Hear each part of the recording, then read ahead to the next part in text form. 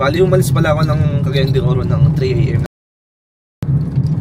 Ngayon on the way tayo sa sa Surigao. Pinakaunang gastos pala natin is yung gas. So umabot siya ng 2.5 full tank na yon. Yung biyahe ko pala papuntang Surigao Port mula sa Cagayan de Oro is 6 hours mahigit, or depende pa sa bilis ko. Welcome to Gingoog City. Stretching muna tayo. Medyo malayo pa. Alright, nasa Butuan City na tayo.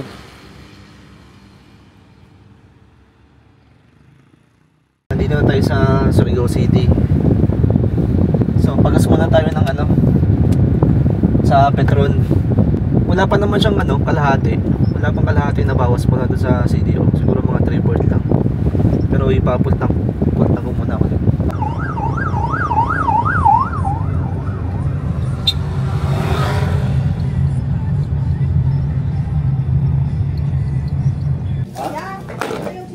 Anong oras yung biyahe, ate? Alas 2, sir. Alas 2 pa? Pa-Gcash kami dyan. Magkano po? 3,500. 3.5. Alas 2 yung pinakamaaga? Kanina, sir, alas 5. Tapos alas 9. Alas 2 pa daw yung biyahe. Matagal pa. Anong oras pa lang? Alas 12 pa lang. 2 oras pa ako mag-aantay. So yun na. Pagpasok mo ng port, pag nakapasok ka na sa port, may babayaran na naman pala na 129 dito sa Philippine Port Authority. 3.5 ang ticket, 50 environmental fee, tapos yung PPA na 129. Yun lahat yung babayaran. Tapos mag-antay ka na lang ng mag-antay ka na lang ng oras ng pag-alis ng barko. So mag-antay tayo hanggang alas 2. Ito na yung sasakyan natin, itong kulay blue.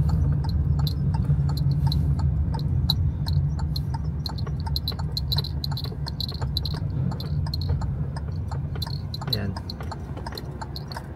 doon na siguro taas.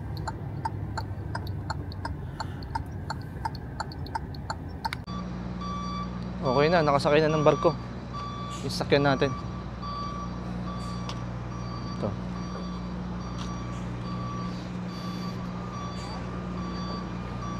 Sir, ilang oras yung biyahe? 1 oras kalahati lang, sir. 1 oras kalahati. Thank you.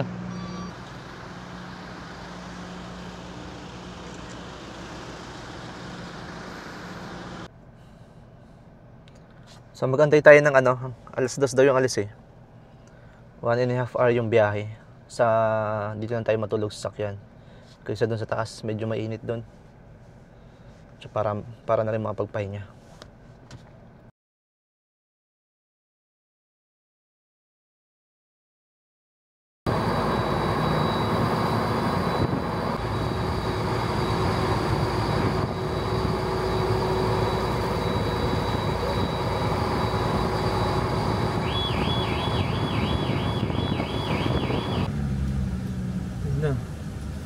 Pahirapan yung dito.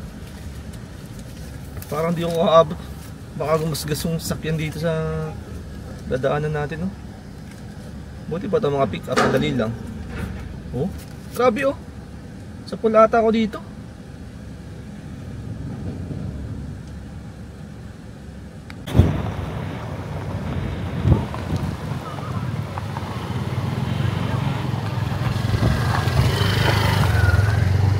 Para may idea kayo kung ano yung tsura pag lumalabas ng barko.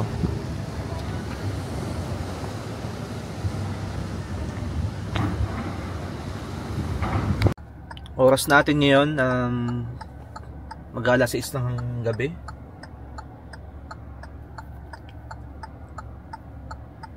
So yung biyahe natin ngayon papunta naman ng Allen Port. Yung estimated time ng biyahe is 10 hours and 16 minutes. Nasa 438 kilometers. Sobrang layo ng biyahe natin ulit ngayon mula ano, sa port na to. Tapos diretso ng Allen Port. Pero feeling ko, pero try natin ano, pumasyal muna. 7 hours yung biyahe. Sobrang tagal nun. Kailangan ko matulog.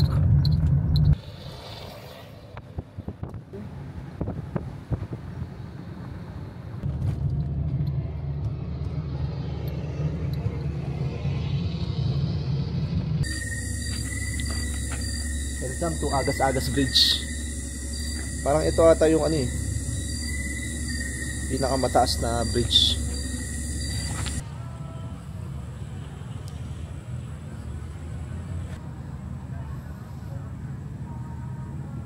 So nagpagas pala ulit tayo ng pangatlong beses bago magbiyahe ulit ng, so yung pinagas natin is umabot siya ng 1,113. Biyahe ulit papuntang Allen Port. Ang oras ngayon 10:36 PM. Oras natin ngayon 10:45. Nandito pa rin tayo sa Tacloban City. So plano ko ngayon matulog lang, umiglip lang ng isang oras dito sa harap ng 7-Eleven. Kahit mga isang oras lang. Kasi yung magiging biyahe ko mamaya mga ano eh, almost 6 hours yung biyahe ko papuntang Allen Port. Kaya kahit iglip lang ng mga isang oras, pwede na siguro yan.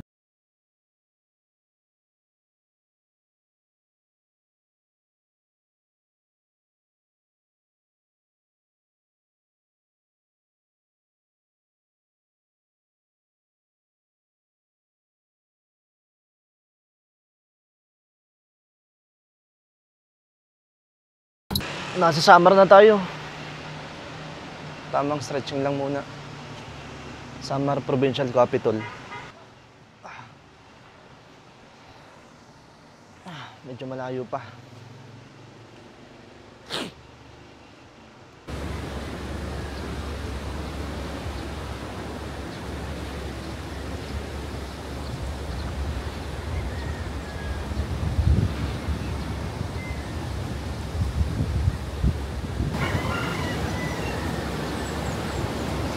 Time check 5:37 ng umaga. Tamang tambay muna. Mga 1 hour na lang mula sa Allen Port. Naantok na, pero kaya pa naman. Ganda ng view dito, no? Morning. Bali nandito na tayo sa Allen Port. Yung bayad sa ticket, lahat kasama yung mga ibang fee, nasa 1,719 lahat. Bali ang alis niya baka mga alas 8 or alas 9 daw. Ang oras ngayon 6:30. Baka malit daw ng konti. Bali ito pala yung sasakyan natin na ano, Roro Fast Cut. Jeez, dumi.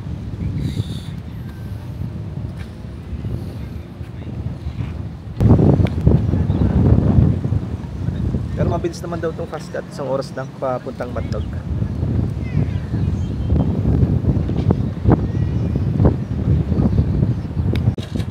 Pakita ko pala sa inyo yung dala ko.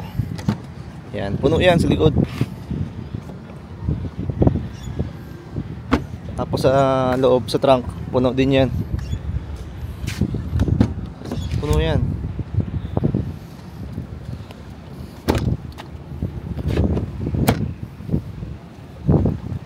Dalawa lang talagang pwede makasakay dito. Kaso yung sa passenger yan, panigamit ko din.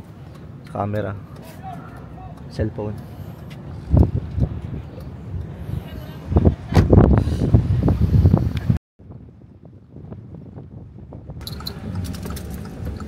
Yan na, napasok na.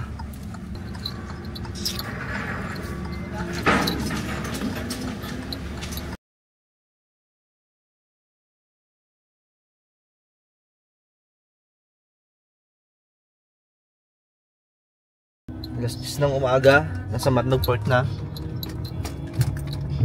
Handaan lang.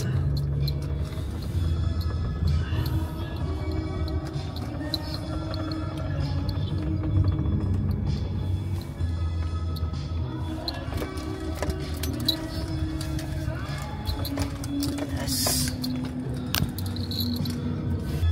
Land trip ulit ng pupuntang Manila. Siguro mga 12 hours mula Matnog Port. Nakatulog naman ako sa biyahe. Sa sakyan lang ako tumambay. Let's go na ulit.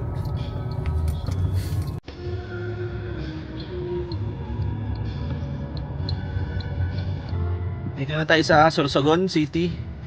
Bali magpagas ulit tayo ng full tank.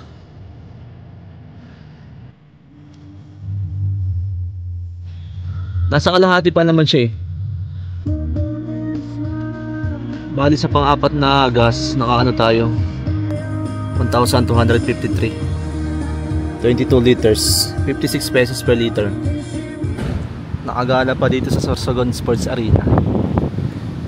Ganda oh.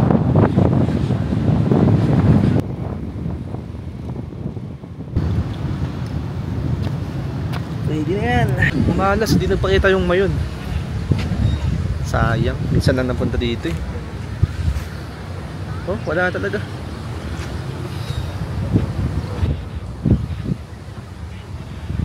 Bad trip.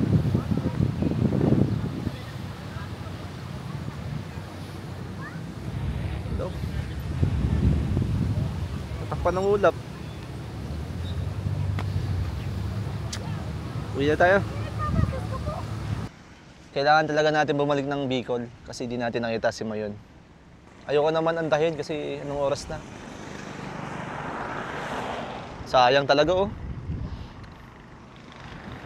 Next time na lang. Uwi na tayo.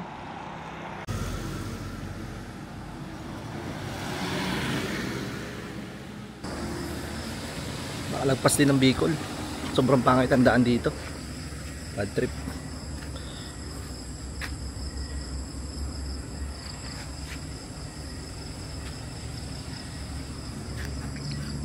Na ulit.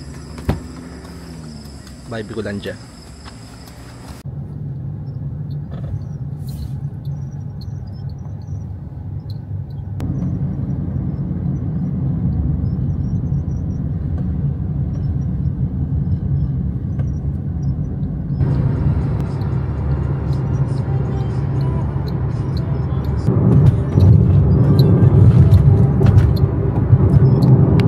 Oras pala natin ngayon 10 AM.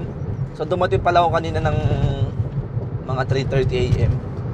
Nakalimutan ko na mag-video kasi sobrang pagod na. Tapos may susunduin pa ako ng alas 8 kaya nagpahinga muna talaga ako para makabawi ng tulog. Kinumpute ko nga pala yung mga nagastos ko sa biyahe. Tapos sa gas naman umabot siya ng 7,300 plus. Pero nung pag-uwi ko ng Pasay, may natira pa siya na na kalahati. Yun lang, sa mga magbalang magbiyahe dyan, sana makatulong to sa inyo. Ingat.